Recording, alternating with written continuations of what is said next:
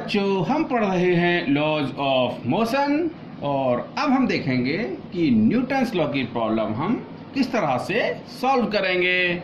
बच्चों, ये हमारी फिजिकल सिचुएशन है। इस हॉरिजेंटल स्मूथ सरफेस पर दो ब्लॉक्स जिनके की मास m1 और m2 हैं आपस में कांटेक्ट में रखे हुए हैं और इस m2 मास के ब्लॉक पर लेफ्ट से राइट डायरेक्शन में एक फोर्स F लगता है। तो बच्चों, हमें इस मास सिस्टम का एक्सेलरेशन और दोनों ब्लॉक्स के कांटेक्ट में जो कांटेक्ट फोर्स लगेगा उस फोर्स की वैल्यू हमें फाइंड आउट करनी है। यानी बच्चों, इस दोनों ब्लॉक की जो कांटेक्ट सरफेसेज हैं वो एक दूसरे पर कितना फोर्स लगाएंगी उसकी वैल्यू हमें फाइंड आउट करनी है।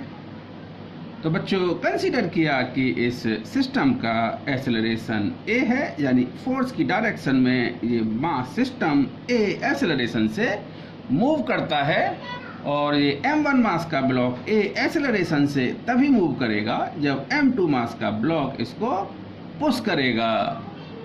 तो बच्चों, सबसे पहले मैं इसका फ्री बॉडी डायग्राम बना रहा हूँ।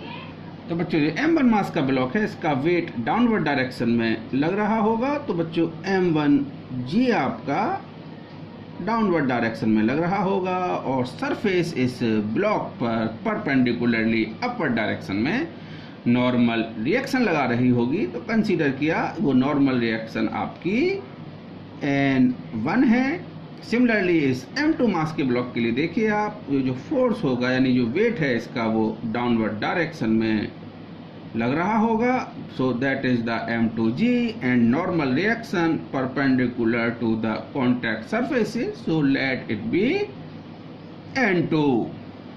तो बच्चों देखिए, ये m2 मास का ब्लॉक इस m1 मास के ब्लॉक पर एक कांटेक्ट फोर्स लगा रहा होगा। सो कंसीडर किया बच्चों वो कांटेक्ट फोर्स आपका R है और आपका न्यूटन्स थर्ड लॉ से ये m1 मास का ब्लॉक भी इस m2 मास के ब्लॉक पर अपोजिट रिएक्शन लगा रहा होगा और ये दोनों ही ब्लॉक a एक्सेलरेशन से मूव कर रहे होंगे, यानी हॉरिजेंटल डायरेक्शन में ये दोनों ही ब्लॉक a एक्सेलरेशन से मूव कर रहे हैं और इस m2 मास के ब्लॉक पर राइट डायरेक्शन में ये F फोर्स तो लग ही रहा है।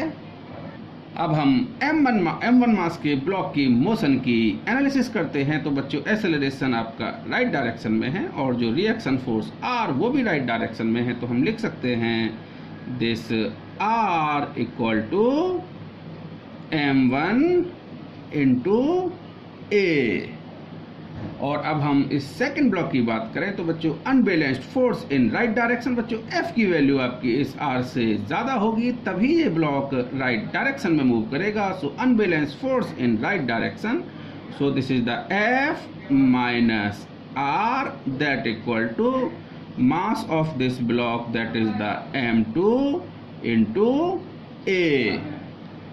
कंसीडर किया कि ये हमारी फर्स्ट इक्वेशन है, ये सेकंड इक्वेशन है। R की वैल्यू आप फर्स्ट इक्वेशन से सेकंड में अगर पुट करें so this F minus m1a that equal to m2a। So from here this F equal to m1 plus m2 into a। तो बच्चों, जो एक्सेलरेशन होगा that equal to F upon m1 plus m2।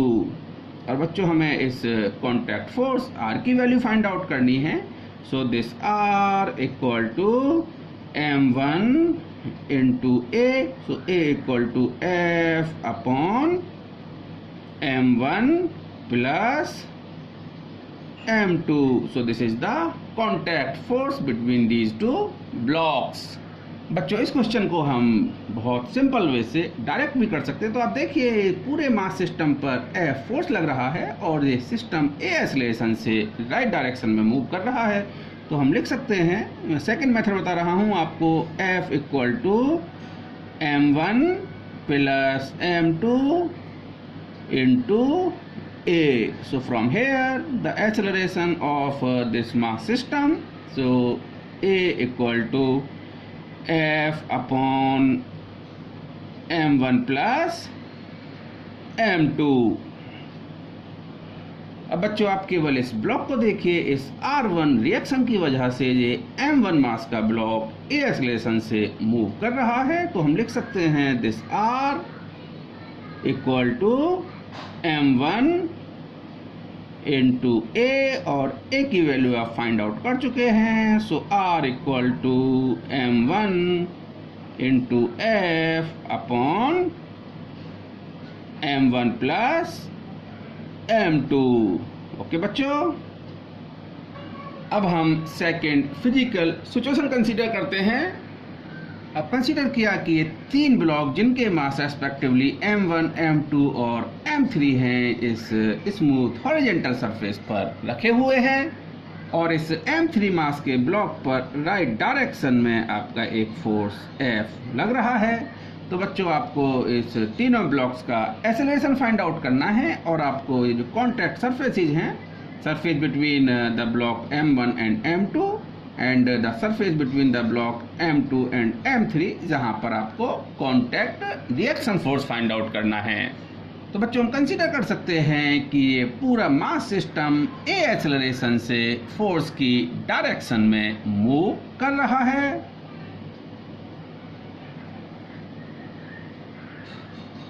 और अब हम हर block के लिए free body diagram construct करेंगे। तो बच्चों ये तीन ब्लॉक हैं जिनका की मास M1, M2, M3 है, और ये तीनों ही ब्लॉक A एक्सेलरेशन से राइटवर्ड डायरेक्शन में मूव कर रहे हैं। तो बच्चों सबसे पहले मैं इस M3 ब्लॉक को देखता हूं। तो इस M3 ब्लॉक पर राइट डायरेक्शन में F फोर्स लग रहा है। इसका वेट बच्चों डाउनवर्ड डायरेक्शन में होगा, so that is the M3G। Upper direction में जहां पर नॉर्मल रिएक्शन होगी, सो कंसीडर किया कि वो आपकी नॉर्मल रिएक्शन N1 है, सॉरी N3 है, और ये M3 मास का ब्लॉक इस M2 मास के ब्लॉक पर रिएक्शन R2 लगा रहा है, that is the contact force between M2 and M3। और M2 मास का ब्लॉक बच्चों न्यूटन्स थर्ड लॉ के हिसाब से इस M3 मास के ब्लॉक पर भी contact reaction R2 opposite direction में लगाएगा। अब ये M2 मास का ब्लॉक के लिए हम फ्री बॉडी डायग्राम कंस्ट्रक्ट करें। तो बच्चों इसका जो वेट है वो डाउनवर्ड डायरेक्शन में होगा, और नॉर्मल रिएक्शन जिसको मैंने N2 कंसीडर किया है बच्चों वो अपवर्ड डायरेक्शन में है। और ये M2 मास का ब्लॉक इस M1 मास के ब्लॉक पर कॉन्टैक्ट रिएक्शन कंसीडर किया कि वो R1 लगा रहा है। तो M1 मास का ब्लॉक भी इस M2 मास के ब्लॉक पर अपोजिट डायरेक्शन में कॉन्टैक्ट रिएक्शन R1 लगाएगा। सिमिलरली M1 मास के ब्लॉक पर ये जो आपका वेट है वो डाउनवर्ड डायरेक्शन में होगा, सो let it be the M1G। और नॉर्मल रिएक्शन बच्चों परपेंडिकुलर अपर डायरेक्शन में होगी, सो let it be the N1।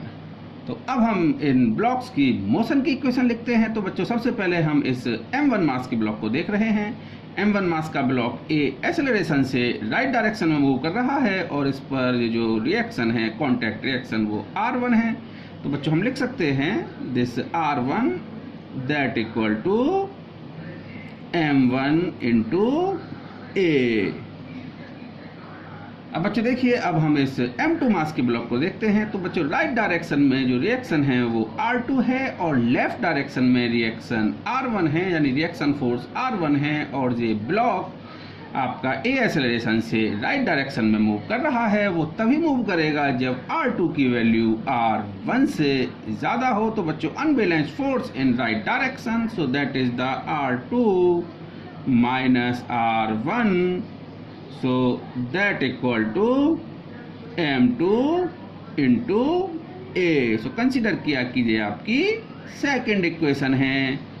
Now for this third block. तो बच्चों देखिए आपका इस थर्ड ब्लॉक पर इस प्लेन के along F force right direction में लग रहा है, और लेफ्ट डायरेक्शन में जो आपका कॉन्टैक्ट रिएक्शन फोर्स R2 है वो आपका इस ब्लॉक पर लेफ्ट डायरेक्शन में लग रहा है। तो बच्चों देखिए ये ब्लॉक आपका राइट डायरेक्शन में तभी मूव करेगा जब F की वैल्यू इस R2 से ज़्यादा होगी तो बच्चों इस ब्लॉक के लिए हम लिखते हैं equation, so F minus R2 that equal to mass of this block, so this is the M3 into acceleration. बच्चों इसका A हमने कंसीडर किया है, सो कंसीडर किया कि बच्चों ये आपकी थर्ड इक्वेशन है। तो बच्चों जहां पर हम R1, R2 और एक्सेलरेशन A की value M1, M2, M3 and F के टर्म्स में फाइंड आउट कर सकते हैं। देखिए आप यहाँ पर 3 इक्वेशंस हैं और 3 अननोन हैं, तो ये सेट ऑफ इक्वेशन आपका इजीली सॉल्व हो सकता है।